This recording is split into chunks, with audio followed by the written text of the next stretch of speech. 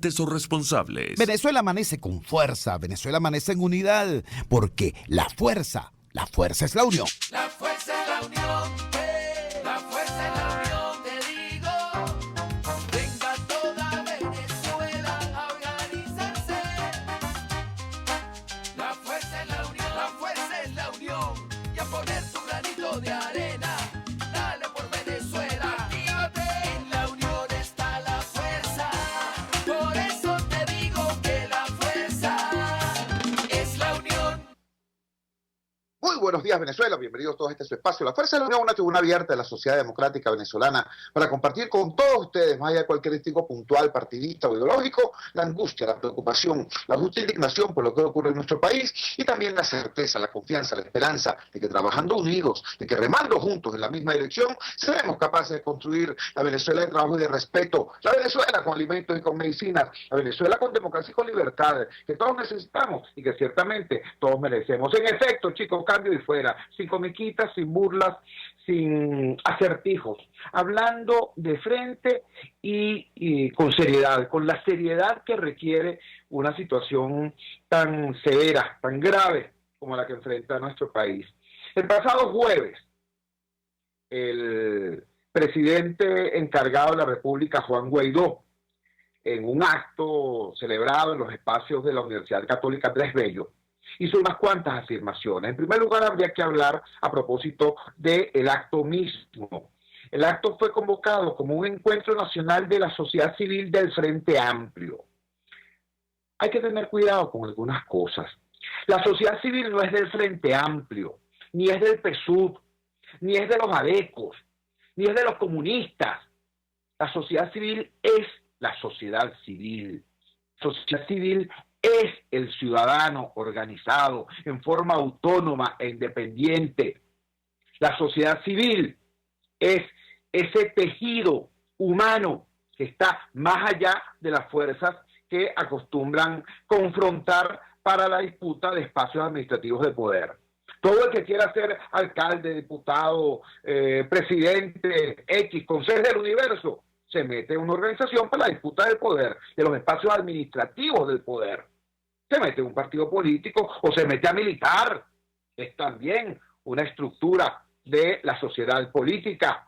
Pero si usted está pendiente es de otras cosas. Si usted está pendiente de que su condominio funcione, si usted está pendiente de que usted es agricultor y quiere que las semillas le lleguen, usted está pendiente de cómo funciona la escuela o el liceo donde estudian sus hijos, si usted está pendiente de su calidad de vida o de sus realidades a nivel laboral, entonces usted se organiza junto con sus vecinos, junto con sus compañeros de trabajo, junto con las personas que están al lado suyo en esa actividad productiva o cultural, y usted entonces construye o participa de una organización ciudadana, llámese sindicato, llámese asociación, llámese como se llame. Eso es sociedad civil. ¿Entiende? Eso es ciudadanía organizada. Esto es muy importante tenerlo claro. ¿Saben por qué?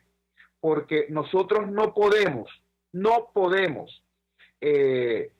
criticarle al madurismo la manera invasiva como se relaciona con la sociedad civil.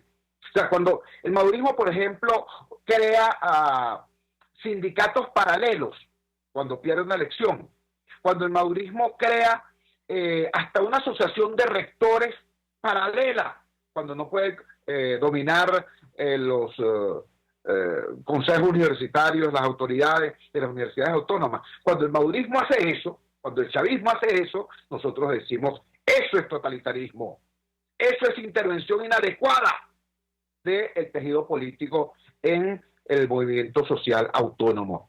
Bueno, pero es que eso no se puede imitar. Eso no es bueno porque se haga no con una franela roja, sino con una franela azul, o blanca, o amarilla, o anaranjada. ¿No? En primer lugar, habría que precisar eso. El respeto que se debe tener por la autonomía de los movimientos sociales y sobre todo por sus luchas. Eso es muy importante. En segundo lugar, allí se produjo un conjunto de afirmaciones un tanto confusas sobre la posible no asistencia de un sector del liderazgo democrático a las venideras elecciones parlamentarias aun y cuando hubiese un nuevo Consejo Nacional Electoral.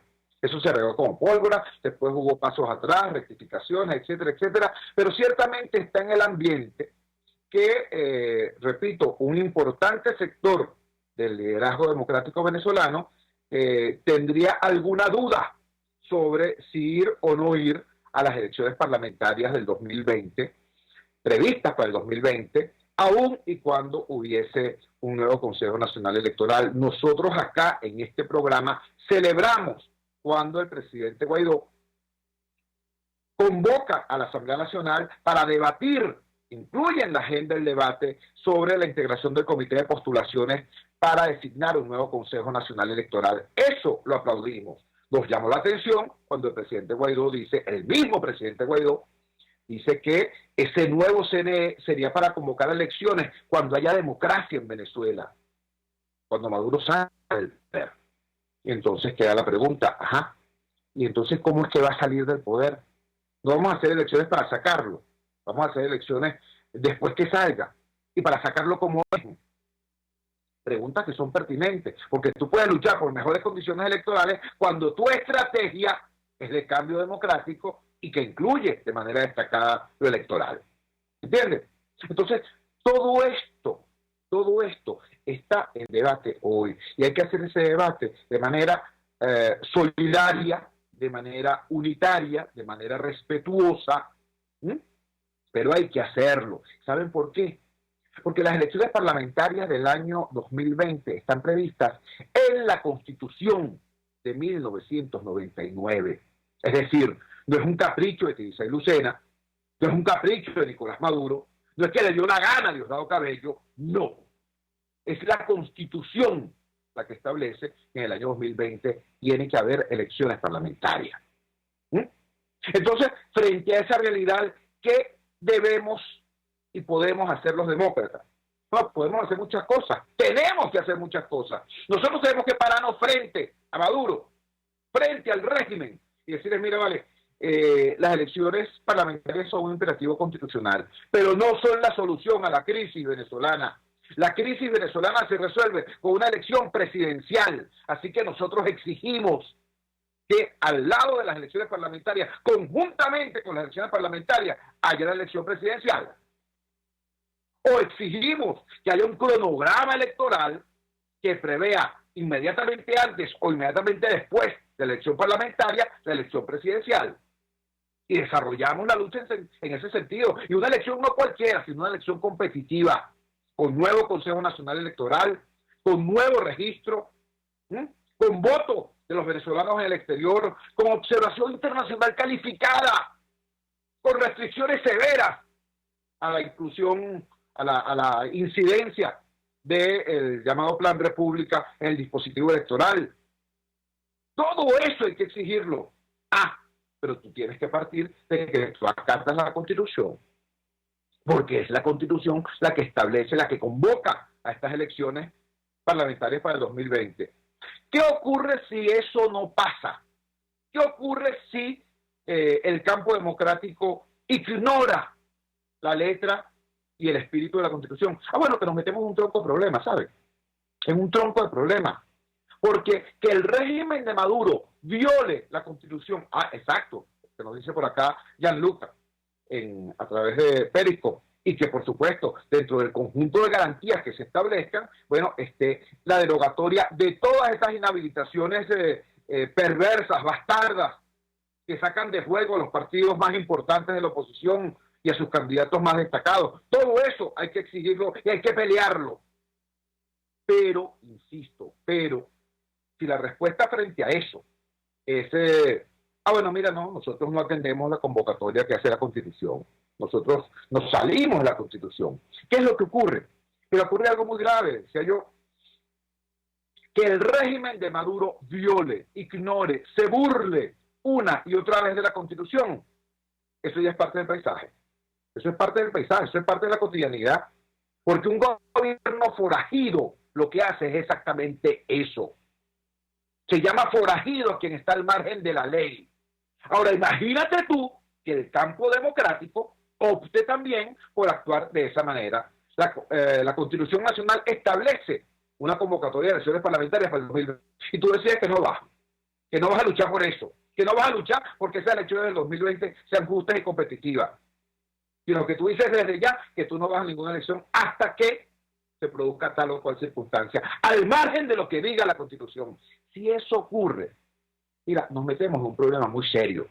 ¿Cuál es el problema en que nos metemos? Bueno, que dejaremos de estar en el marco de una lucha por el restablecimiento de la democracia y estaremos en presencia de dos bandos o dos bandas, ¿no? Ambas al margen de la ley, disputándose a dentelladas el poder. Y ese no es el caso. Aquí no hay dos bandos disputándose el poder. Aquí hay un grupo, una camarilla aferrada al poder y hay un inmenso país democrático que quiere cambio y que quiere libertad. Pero eso podría cambiar si, repito, un sector importante del liderazgo democrático hace caso omiso de lo que la Constitución establece. Entonces, hay que tener, repito, mucho cuidado, mucha ponderación con esto. Tiene que haber un debate muy serio al interior de las fuerzas democráticas. Tienen que tener serenidad para ponderar y hacer exactamente lo que hay que hacer. Sobre todo en momentos, chicos, en que todo el mundo dice que tenemos la fuerza que jamás habíamos tenido antes. Más del 80% del país pide cambio. Un sector importantísimo de la comunidad internacional respaldándonos, respaldando la búsqueda de una solución política. Óigase bien, de una solución política y electoral. Eso es lo que respalda la comunidad internacional. Entonces, con tanta fuerza, ¿cómo no articular esos esfuerzos y esos recursos en función del cumplimiento de la Constitución, en función de que haya elecciones presidenciales, parlamentarias, las que tenga que haber, que sean realmente competitivas? Eso hay que arrancárselo al régimen. El régimen no va a permitir elecciones limpias, así por así, porque sabe que cualquier elección limpia que se produzca la va a perder. Eso hay que arrancárselo al régimen. Ahora, ¿cómo se le arranca eso? Uniendo en una misma dirección todos los esfuerzos. Y fíjense ustedes lo delicado de esta última afirmación. ¿En qué dirección se están produciendo hoy los esfuerzos de las tres fuerzas fundamentales que están en la lucha contra el régimen? ¿Cuáles son esas tres fuerzas? La comunidad internacional, el liderazgo político democrático interno y la gente, la ciudadanía. Bueno, cada quien está peleando una pelea distinta, vamos a decirlo con claridad.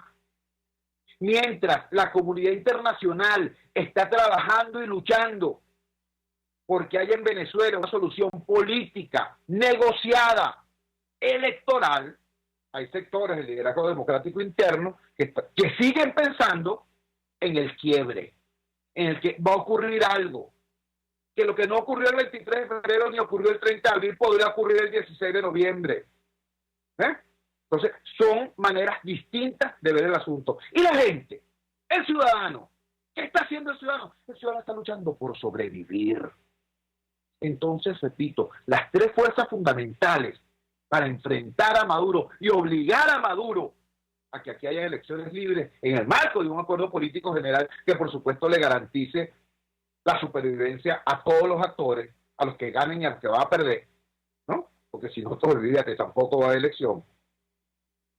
La única manera de arrancarle a Maduro a eso es que esas tres fuerzas, repito, comunidad internacional, liderazgo político interno y ciudadanía, estén luchando juntas y empujando en una misma dirección. Ese es precisamente el trabajo que tiene que hacer un liderazgo democrático. Eso es lo que se ha hecho antes y se han obtenido victorias. Cuando no se ha hecho eso, hemos tenido derrotas y derrotas vergonzosas, como ya ha ocurrido en otros momentos, como ocurrió en el 2017, cuando un grupo de la oposición dijo, sí vamos a participar, otro grupo de la oposición dijo, no vamos a participar, y la ciudadanía desconcertada sencillamente se quedó en sus casas. ¿Y qué ocurrió? Ganó Maduro. ¿Es eso lo que tú quieres para el futuro?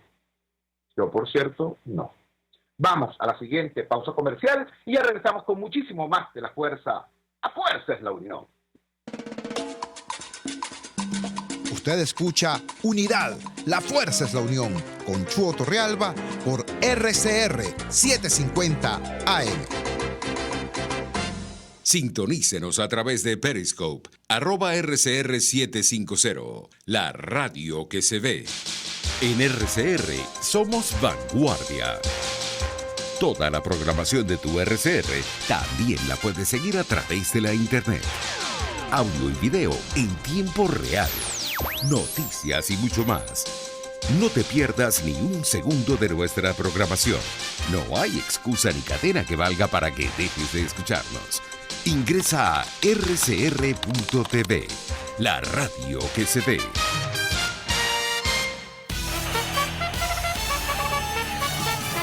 Conéctese a la emoción del hippismo nacional e internacional en Trasnocho Hípico, con la llave ganadora, Jesús Oropesa y Héctor Alonso. Estadísticas, entrevistas, pronósticos. Trasnocho Hípico, todos los miércoles, jueves y viernes a las 11 de la noche. Solo por RCR Deporte, 750 AM. Opinión, ideas en debate. Usted escucha a Chuo Torrealba en Unidad. La fuerza es la unión por RCR. Regresamos a La Fuerza es la Unión. Para hoy está prevista la llegada al país de un alto funcionario de las Naciones Unidas, concretamente del secretario general adjunto de la ONU para Asuntos Humanitarios, el señor Mark Lockwood, quien visitará nuestro país desde hoy, lunes 4 de noviembre, hasta el próximo 6 de noviembre para reunirse con funcionarios del régimen de Maduro, con funcionarios del gobierno de Guaidó, representantes de la Asamblea Nacional y también con organizaciones de la sociedad civil venezolana. Esta visita para nosotros, para los venezolanos, sobre todo para quienes estamos trabajando pues, en el ámbito de tratar de aminorar el gravísimo impacto que está teniendo la emergencia humanitaria compleja sobre todos los venezolanos y específicamente sobre los más humildes. Para nosotros esto es muy importante. Recuerden ustedes que las más importantes organizaciones de la sociedad civil han tenido algunas objeciones al plan de respuesta humanitario de la ONU por considerarlo tardío e insuficiente. Por eso buscamos criterio experto para que nos comente la importancia de la visita de este alto funcionario de la ONU. Tenemos en línea a Feliciano Reina. Feliciano Reina es director y fundador de Acción Solidaria y es una de las voces que con más claridad ha planteado este tema de cuál tiene que ser tanto el activismo social interno como la ayuda internacional frente al tema de la emergencia humanitaria. Feliciano, muchísimas gracias por atender nuestra llamada madrugadora. ¿Qué nos puedes decir sobre la visita de este alto funcionario de la ONU a nuestro país? Te escuchamos. Muchas gracias, Chuo. Mira, esta visita para nosotros es de enorme importancia. De hecho, veníamos solicitándola ya desde hace varias semanas. Nos parecía fundamental en el momento en el que estábamos, en el estado en el que está la ayuda humanitaria, su presencia era realmente importante, es importante. Pensemos que si hay, digamos, 3 cabezas de Naciones Unidas con responsabilidades, con las más altas responsabilidades, una sería el secretario general, vamos a decir, en el área más política, la alta comisionada en el terreno de los derechos humanos y el señor Mark Lowcock en el ámbito humanitario. Nosotros hemos venido requiriendo su presencia porque ante el tamaño del drama que se está viviendo en el país, en que sabemos que un 90% de la población está necesitando apoyo, sobre todo en lo que se refiere a alimentación y a salud, también en el ámbito de la educación.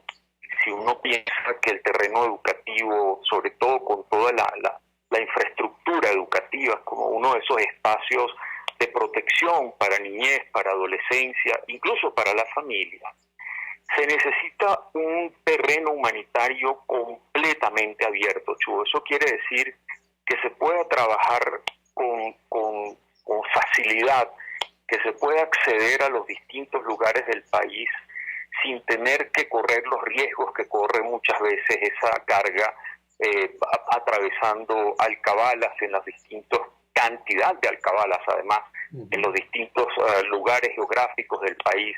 Requiere poder llegar a poblaciones indígenas que están teniendo dificultades serias para tener acceso a esa ayuda humanitaria. Y esto puede exigirlo, puede solicitarlo, digamos, exigirlo a lo mejor no es la palabra, pero sí puede solicitarlo con muchísima firmeza justamente el señor Lowcock como secretario general adjunto para asuntos humanitarios.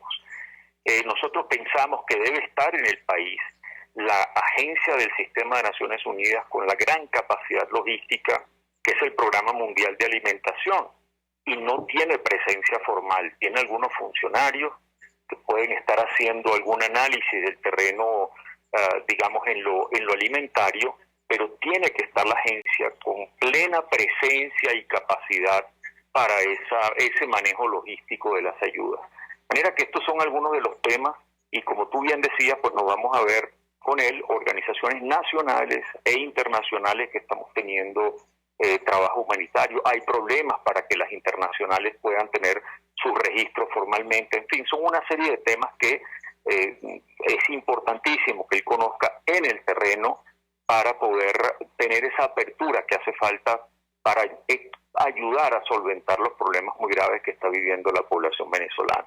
Estamos conversando con Feliciano Reina, director y fundador de Acción Solidaria y una de las voces más claras y más emblemáticas de la sociedad civil venezolana. Feliciano, ya en alguna oportunidad tú nos explicabas por qué un plan de respuesta humanitaria diseñado para atender a 2.3 millones de víctimas y por un monto de 233 millones de dólares era claramente insuficiente. ¿Qué ha ocurrido con ese plan de respuesta cuando estamos ya prácticamente a finales del año 2019? Creo recordar que ese plan de respuesta estaba inicialmente planteado para que se activara desde el mes de septiembre. ¿Qué ha ocurrido con eso y qué posibilidad de replantear ese tema abre la visita de este alto funcionario? Bueno, ese es otro tema importante para la respuesta, Chuo. Hasta ahora no se ha llegado ni siquiera al 20% de lo que hace falta. Fíjate, si no es importante la apertura de quien tiene el control del poder, pues al final, ciertamente todo lo que es el estamento militar, pensando en carreteras, en todo lo que significa el manejo de puertos, aeropuertos, de entrada a los distintos terrenos del país, tienen que estar alineados como para que efectivamente pueda entrar la ayuda. Y aquí tiene el 20%, si uno piensa en el exterior, a donde está llegando la población venezolana, que ha tenido que huir del país para buscar ayuda, allí ha habido una movilización mucho mayor. Es decir, hay la noción de quienes son donantes de que es más factible que pueda entrarse fuera de Venezuela que dentro de Venezuela, cuando el origen del problema está dentro de Venezuela. Ahora se está trabajando en el plan que llaman 2020, es decir, el del 2020, y si uno quiere que haya las condiciones de confianza, de apertura, pues al final necesita que haya una serie de reglas claras. Y por otro lado, por supuesto, la no politización de la ayuda. Pensemos que hay que evitar, por ejemplo, que si entrara esta gran agencia humanitaria, logística, que es el Programa Mundial de Alimentación, que no haya ningún riesgo de que esa ayuda que pueda empezar a entrar en mayor volumen vaya a ser manipulada por estos mecanismos de control social, por ejemplo, como los del CLAP. De manera que estamos viendo con mucha urgencia esta presencia, pensando justamente ahora en el plan de respuesta humanitaria del año 2020. Ya está hablándose de hacer ajustes a los proyectos que se habían presentado, pero requiere de un espacio, por un lado, plenamente abierto y por otro lado también de una confianza en que esa ayuda que llegue va a ser para la población en necesidad, va a tener además la cobertura que hace falta.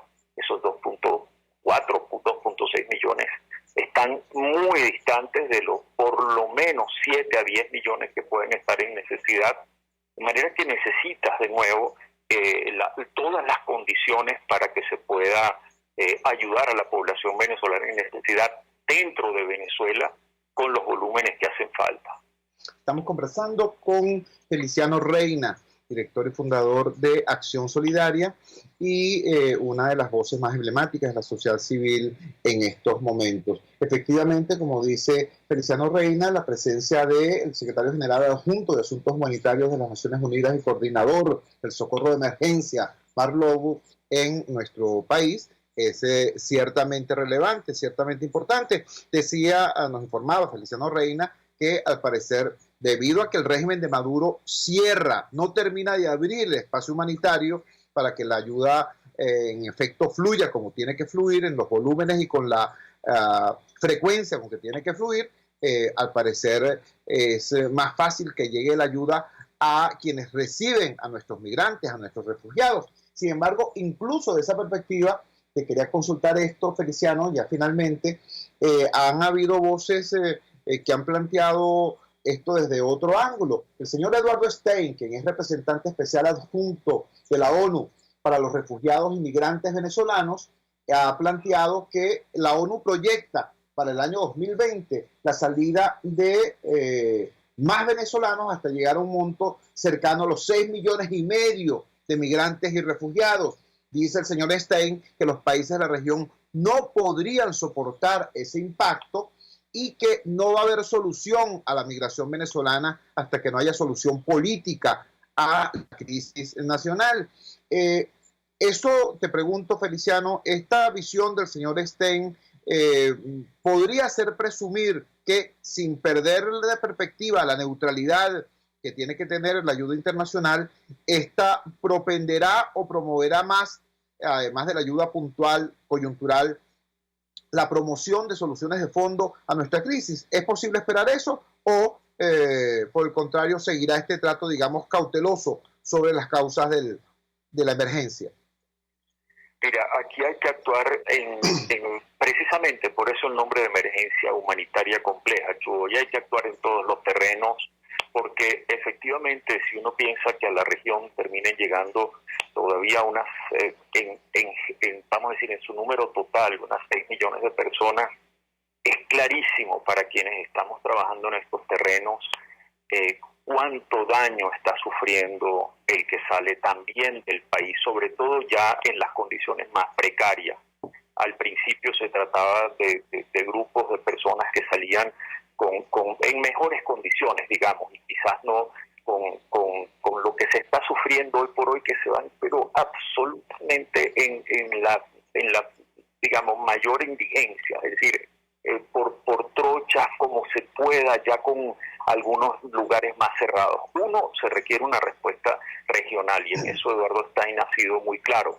No puede cada país ir diciendo, déjame resolver lo mío como pueda. Necesitan una respuesta regional, la necesita la población venezolana que huye del país, y hace falta, si eso se logra, entonces también los recursos que hacen falta. Pero al final, a la raíz de todo esto, como lo hemos hablado varias veces, está un drama político, un conflicto político, que es el que tiene a la población internamente pasándola tan mal, y por supuesto haciendo entonces que se vaya.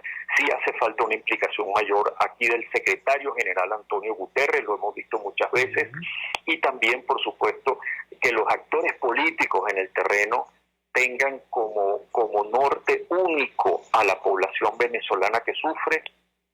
Maduro y su grupo en el poder tienen que terminar de reconocer la situación gravísima de carácter humanitario que han creado, lo imperativo de sentarse a negociar una salida al conflicto, y lo mismo los factores que oponen al gobierno, comenzando también por la Asamblea Nacional, por el presidente de la Asamblea y encargado Juan Guaidó y su equipo, que tiene que haber este camino y hablarle muy claro a la población sobre cuáles son esas posibilidades de solución de un conflicto político que requiere tiempo, Chuo. No hay salidas mágicas, es una situación de tal nivel de tragedia, de tal nivel de daño a la población, que genera tal sufrimiento, que bueno, sus respuestas no son automáticas, no son mágicas, no son de poco tiempo, pero son absolutamente necesarias, y hay que caminar sin ningún tipo de distracciones hacia esa solución del drama político que está en la raíz de este daño humanitario. Feliciano, te agradecemos vivamente que nos hayas regalado estos minutos en esta madrugada del lunes 4 de noviembre. Un gran abrazo. Gracias. Era Feliciano Reina, vocero de la sociedad civil venezolana, él sí, vocero de la sociedad civil venezolana, es decir, de estas redes de organizaciones autónomas de la ciudadanía, explicándonos la importancia que tiene la llegada hoy al país del responsable de la ONU, de lo que es el socorro de emergencia en el contexto de la crisis venezolana, explicándonos también la importancia que tiene este planteamiento de Eduardo Steins, quien es coordinador, de la ONU para el tema específico de los migrantes y los refugiados venezolanos. Yo, en este momento complicado, ¿no? Mientras Maduro cree que puede seguir guaraleando, ¿no? Indefinidamente, porque cree tener margen de maniobra, mientras este drama horrendo está ocurriendo a los venezolanos dentro y fuera de nuestras fronteras. Entonces Maduro se va de paseo a La Habana, a discursiar en La Habana, para que, como en La Habana es el único sitio donde lo aplauden, entonces se va para La Habana a discursiar y hablar y esto y lo otro, y se llama además un gentío, porque como aquí no hay dinero para las escuelas, ni dinero para los hospitales, ni dinero para la comida de los niños del Hospital JM Los Ríos, pero sí hay dinero para mandarle una comitiva grandísima, a veces para que acompañe a Diosdado Cabello trotando en la Gran Muralla China, o ahora para que acompañe a Maduro allá en La Habana, que es el único sitio donde lo aplauden, ¿no? Bueno, mientras ellos están en eso, lo que está ocurriendo, repito, acá en nuestro país y a los venezolanos fuera de nuestra frontera es dantesco. Comparto con ustedes rápidamente esta información que salió en el diario de España, el diario.es. La xenofobia amenaza al éxodo venezolano. Atacan con piedras a embarazadas y niños. Dice así la información. Una peligrosa ola de xenofobia recorre la región suramericana tras la masiva llegada de los venezolanos que huyen del derrumbe revolucionario. El penúltimo capítulo se vivió esta semana en Perú, cuando un grupo de vecinos furibundos intentó tomar por asalto el hospedaje Casablanca en el distrito limeño de Ate. En su interior, 25 venezolanos atemorizados resistieron hasta que la policía peruana intervino para poner paz. Escuchen esto. Atentaron con piedras, palos y botellas contra su integridad física, incluyendo mujeres embarazadas y niños inocentes, denunció en un comunicado a la Embajada venezolana en Perú. El gobierno de Martín Vizcarra reconoce al presidente encargado Juan Guaidó, quien nombró a su embajador en el país andino. Los venezolanos fueron desalojados pese a que tenían los documentos en regla y no habían provocado ningún altercado previo. No podemos dejar de ver con preocupación estos hechos focalizados pero latentes que enturbian la imagen solidaria de la gran mayoría de ciudadanos del Perú y que hacen mella en la ya difícil situación de nuestros migrantes, finalizó el comunicado. Este es el nivel de gravedad de la situación. Y no es Perú, no es solamente Perú. Yo les pido, les ruego que busquen en Twitter la cuenta del politólogo John Magdaleno. El politólogo John Magdaleno es un venezolano muy serio, muy sobrio, a quien es difícil sacarle una declaración, digamos, de tinte más o menos subido de tono, para decirlo de alguna forma. Bueno, John Magdaleno alertó hace semanas sobre una maestra en Ecuador que lanzó mensaje de odio contra los venezolanos ante niños de 5 años de edad. Uno de esos niños era venezolano. Bueno, esa agresión verbal de hace semanas se convirtió ya en agresión física. Ese niño venezolano fue agarrado por sus compañeritos, le agarraron los brazos, le golpearon la cara, le partieron la nariz. Un niño venezolano de 5 años en la escuela 12 de octubre en Ecuador. Ese niño venezolano es pariente de John Magdaleno. Por eso nos enteramos cuántos niños, cuántas mujeres, cuántos ciudadanos venezolanos estarán enfrentando situaciones como esas o peores que esas. Mientras, repito, aquí Maduro sigue guaraleando, ¿no? Y viajando para Turquía, o para la Gran Muralla China, o para La Habana, Cuba. Mientras, repito, la situación de los venezolanos tiene este tinte de oscuro dramatismo. Ese es el tema. Ese es el tema. Vamos a la siguiente pausa comercial y ya regresamos con muchísimo más de La Fuerza. La fuerza es la unión. Les estamos presentando Unidad. La fuerza es la unión. Solo por RCR 750 AM. Puedes seguirnos en nuestras redes sociales. En Twitter, @RCR750. La radio que se ve. Los temas de actualidad más relevantes son expuestos a la luz de La Linterna. Diego Bautista Urbaneja le invita a formar parte de este ameno espacio de charla y análisis con una buena taza de café y al son de buena música. La Linterna, de lunes a viernes, a partir de las 2 de la tarde, por RCR 750 AM.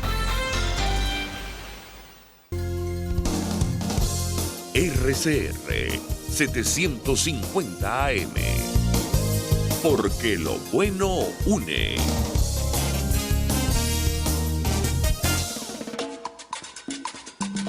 Les estamos presentando Unidad. La fuerza es la unión. Solo por RCR 750 AM.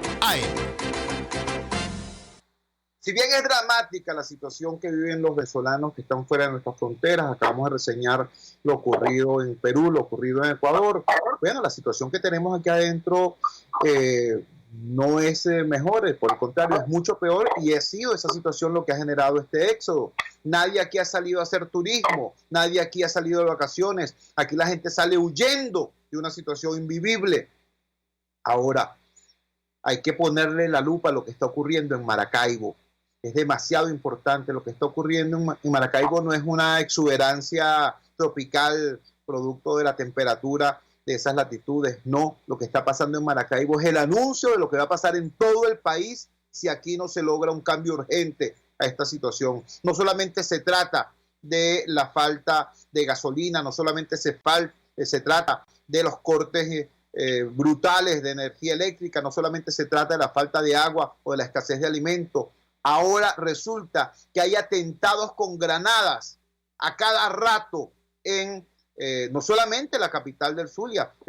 Ahora son noticias porque ocurre en Maracaibo, pero están pasando desde hace varias semanas en la costa oriental del lago y en otros municipios del interior del estado. Para que nos hable de eso tenemos en línea a un valiente periodista zuliano, a Lenín Danieri, quien en otras ocasiones ya nos ha dado luces sobre lo que está ocurriendo en esa importante entidad del occidente del país. Lenín, gracias por atender nuestra llamada madrugadora. ¿Cómo es eso de que están cobrándole vacuna a los comercios que sobreviven a punta de bombazos? Te escuchamos. Mira, Chugo, nuestra situación es preocupante porque esto no es nada nuevo. Solo que ocurran 5 atentados en 48 horas llama poderosamente la atención. Pero no es nada nuevo. Aquí la delincuencia acostumbra a cobrar vacunas, a cobrar exageradas cantidades de dinero a los comerciantes, y el que no pague recibe la visita, ya sea con granadas, ya sea con armas de fuego o ya sea con amenazas, pero sin embargo siempre recibe la visita. Los empresarios tienen 2 opciones: o pagar o simplemente cerrar sus puertas, como muchos lo han hecho. De hecho, el sector comercial justo en este momento acá de Maracaibo, del Zulia, que era uno de los más robustos del país por la actividad petrolera que también se vino al piso, justo en estos momentos está prácticamente paralizado en gran parte de donde está constituido. Precisamente por esto hay mucho temor, hay mucho miedo de los comerciantes. De hecho, hay algunos que ya están dejando hasta hacer publicidad en radio porque les da miedo que de los delincuentes vean: mira, no, este tiene dinero, está haciendo comerciales, mira, vamos a sancionarlo. La situación llega hasta el punto, Chugo, que por ejemplo en zonas específicas como por ejemplo La Rica, La Cañada, Urdaneta, las personas tampoco pintan sus casas, porque si las pintan significa que tiene dinero y les llegan los delincuentes a pedirles vacunas. Mira, se ha institucionalizado lo que es el cobro de la vacuna y la extorsión acá en el Zulia. Lo peor es que a las autoridades, yo los vi durante el lanzamiento de las granadas este pasado fin de semana, donde una de ellas explotó. Hasta ahora la cifra o los resultados de estos atentados han ocasionado daños en 5 vehículos y una persona herida. Gracias a Dios no ha habido fallecidos, no se han registrado víctimas fatales, sobre todo porque esta granada que se lanzó, la más reciente, que explotó en un club llamado La Roca, en la 76, justo al lado queda una tienda donde venden tortas, y hace solo minutos antes de explotar la granada, había niños y habían personas allí comprando, y de hecho cuando explotó la granada había también niños, pero gracias a Dios ninguno de ellos resultó afectado. Mira, es una situación grave, preocupante, porque de verdad yo no le veo futuro al sector comercio y servicios acá en el Zulia con una situación como esta, y que las autoridades más bien, en lugar de embraguetarse el tema o ponerse las pilas, porque aquí la inseguridad personal y la inseguridad jurídica está acabando también con el sector comercial, lo que hacen es estar iluminando arbolitos en una región donde falla la electricidad. De hecho, ayer no te imaginas la cantidad de zonas sin electricidad. Me estaba comentando un amigo, me dice, chamo, yo dormí toda la noche sin electricidad. Entonces, ¿te parece lógico que en una región donde la electricidad escasee, donde se vaya por horas, vengan sus autoridades a estar iluminando un arbolito de Navidad? Es muy lógico, Chuo. Estamos conversando con Lenín Danieri porque Venezuela está preocupada, consternada, con la información de que en apenas 48 horas se produjeron 5 atentados con granadas en la capital zuliana contra comercios, presumiblemente para presionar el cobro de vacuna o para castigar el no pago de la vacuna. Nos informa Lenín Danieri que esta es una práctica desgraciadamente antigua, solo que antes le lanzaban ráfagas de disparos a las fachadas de los comercios y ahora están utilizando este expediente de las granadas. Lenín, háblanos de cómo esto se ha producido antes en la costa oriental y en otros municipios, porque entiendo que ahora genera esta alarma porque está ocurriendo en Maracaibo, pero desgraciadamente se ha acabado con el comercio en otros municipios sin que el país tuviera conocimiento de ello. ¿Eso es así? Mira, es que de hecho, Chugo, este cobro de vacuna se ha institucionalizado y va desde autoridades hasta, bueno, delincuentes, porque son los que hacen lanzagranadas y son delincuentes. Pero el cobro de vacuna lo han institucionalizado las autoridades. ¿De qué manera? Los productores, los que traen alimentos del sur del lago, de los estados andinos hacia Maracaibo, tienen que pagar en cada alcabala y en cada peaje, en cada alcabala se ha convertido en peaje, tienen que dejar algo ahí. Tengo un amigo que produce queso y me dice, mira, Lenín, yo me he cansado, estoy a punto de tirar la toalla y dejar de producir, porque cada vez que viene de Machiques a Maracaibo, tiene que dejar al menos 5 o 6 quesos en cada puesto militar, o en cada puesto policial. Entonces, mira, tomando en cuenta esta práctica que es totalmente ilegal, porque aunado a esto, este tipo de prácticas encarece los productos, porque el costo, ningún productor va a ser tan tonto de que ese gasto de esos quesos que va a dejar, o por ejemplo cualquier otro producto que lo va a dejar en las alcabalas, él va a asumir ese costo. Él se lo carga al resto del producto que sí llega a su destino, y eso por supuesto aumenta. Eso no parece no entenderlo algunas autoridades policiales y militares. Pero ahora voy con la parte de los criminales, los delincuentes que hacen como esto una práctica común, que es extorsionar, llegarle a los productores agropecuarios. Le ha ocurrido en la zona sur del lago, a los de las fincas grandes les llegan estos grupos armados hasta los dientes, hablan con el encargado y le dicen, mira, dígale fulano que sabemos quién es, él vive en tal parte, que se ponga derecho aquí con nosotros para que nos colabore, porque somos que si el frente no sé qué cosa del ELN, que si los rastrojos, porque aquí opera de todo, chulo. Mira, que está Paraco, guerrilla, AMPA organizada, que si los, ¿cómo se llaman estos? Los que están en que si la zona es otra organización criminal que se dedica también a eso. Entonces es algo que me llamó poderosamente la atención, Chugo. Fue en los artefactos explosivos que no detonaron, que fueron el del viernes y el del sábado.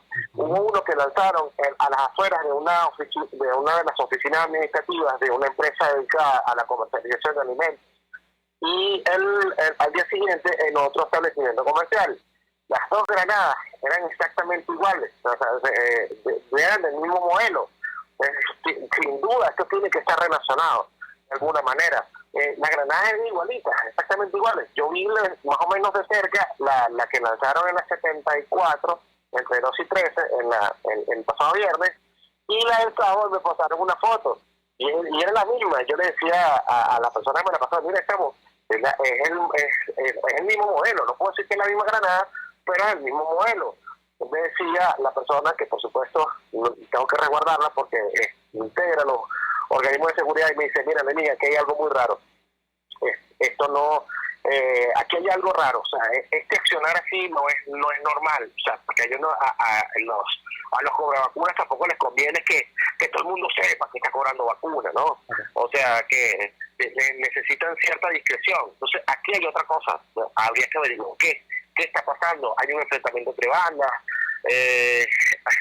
¿quiénes son los que se están enfrentando? Yo tengo varias hipótesis, pero después te las digo fuera del aire. Lenín, te agradecemos vivamente que hayas tenido la posibilidad, además, de tener pila en tu celular y poder atendernos. Un gran abrazo. Saludos, Chuo, un abrazo, feliz día.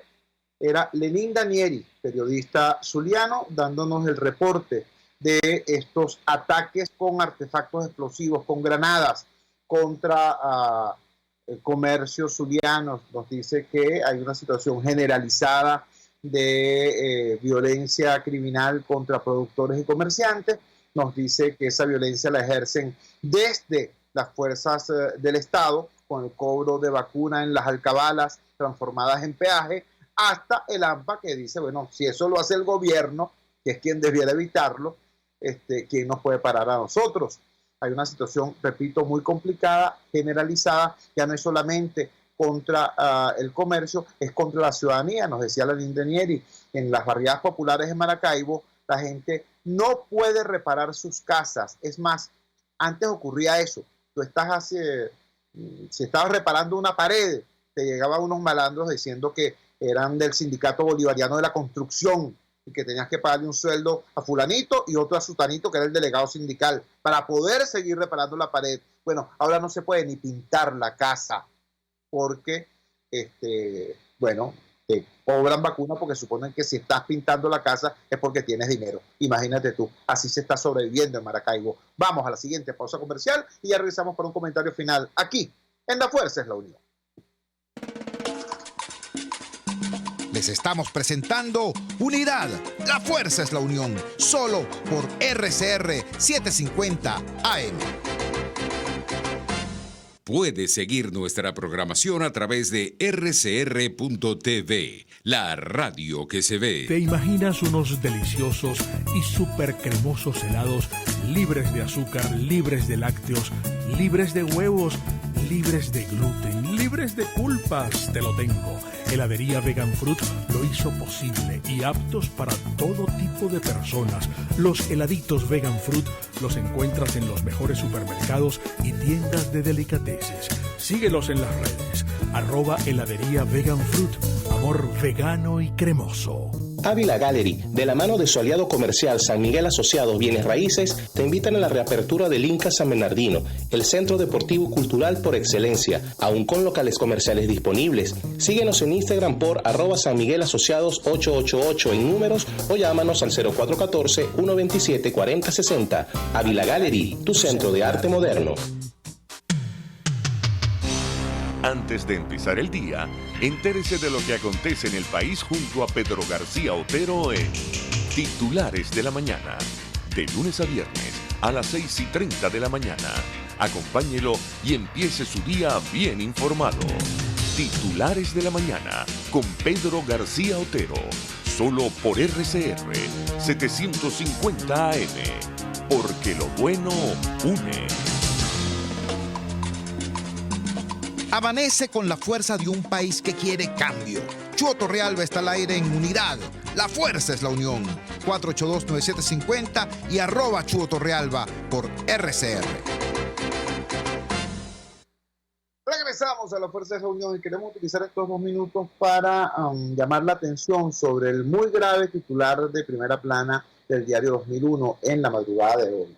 Dice así su gran titular de apertura: abuso sexual en Alta dispara, alerta policial. El sumario indica lo siguiente: en menos de un mes solamente el CICPC atendió 18 casos de violación y actos lascivos, donde las principales víctimas son niños.